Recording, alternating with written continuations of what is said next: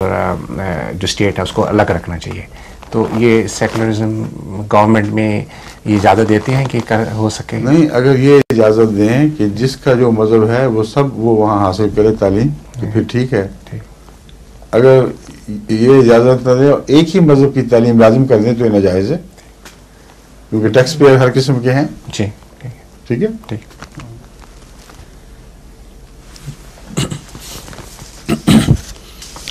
तो ये सवाल जर्मनी से अगर ये करनी हो इस किस्म की बात, इस ख्याल से कि अक्सरियत है और हमारे लिए नामुमकिन है कि 400-500 कल्ट्स वगैरह सब पर तालीम दें, तो फिर कम से कम उनको ये रखना पड़ेगा कि एक जो गालिब है अक्सरियत है उसका मजहब हम पढ़ा देंगे, मगर बाकी तलबा आज़ाद हैं, उनकी तालीम पर उसका कोई मुस्बित या मनफी असर नहीं पड़ेगा।